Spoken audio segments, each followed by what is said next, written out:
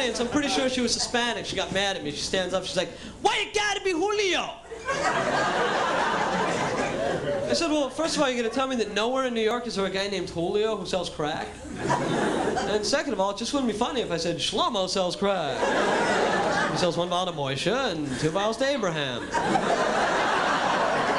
Abraham returns one of the vials claiming it was Meshuggah. How many bagels did they find in Abraham's ass?"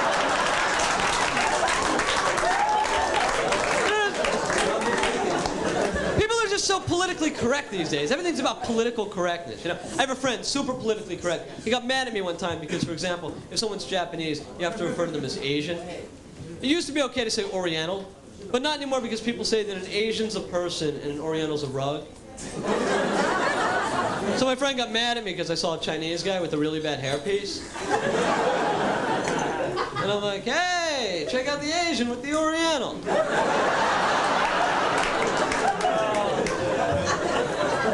If you don't believe this world's becoming super politically correct, how many people saw Hugh Grant on The Tonight Show? See Hugh Grant on Tonight? How politically correct has this world become where a guy has to go on television and apologize for getting a blowjob? Let me tell you something. I've apologized for a lot of things in my life. And that ain't one of them.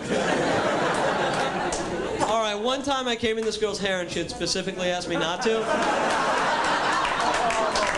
Aside from that, I have never apologized for it. Of course, nobody could believe it when it happened. Everyone's going nuts. They're like, "Why would he do it? Why would Hugh Grant get a blowjob from a hooker when he has a beautiful model girlfriend?" I think the answer's pretty much in the question. She's a model. She's not going to blow him. It's too many calories. I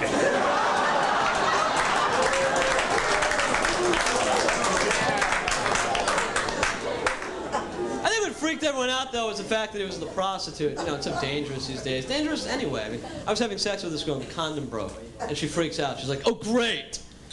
Now I'm going to get Lyme disease."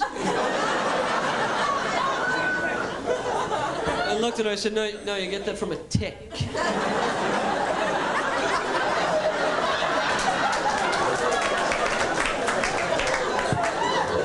I mean, you know, the guys with a hooker, and it's so dangerous. I don't know if you saw, I was reading an article in the paper. Do you know you can get AIDS from a toothbrush? We're living in a world where oral sex is safer than oral B. I can meet a girl, I don't know, fuck her all night long using condoms. I can go down on her, she can blow me, I can lick her asshole. If she says, "Hey, you want to stay over?" "Yeah, okay, you can use my toothbrush." I don't know about that. I'm not taking any chances. I'll floss with your sphincter, but you know, I'm not out of my mind.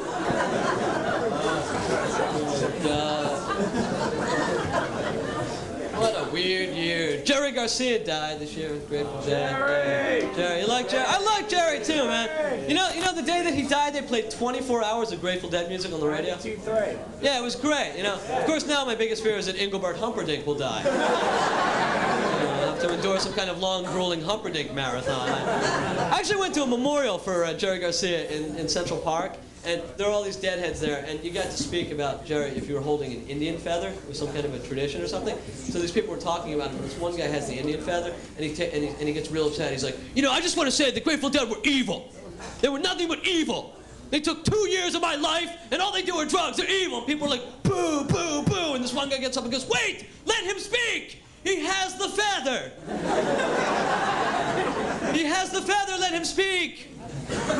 I remember my first Dead show. I went years ago. A friend of mine took me. We go to the concert. He's all excited. He's like, "You're gonna have the greatest time of your life, man.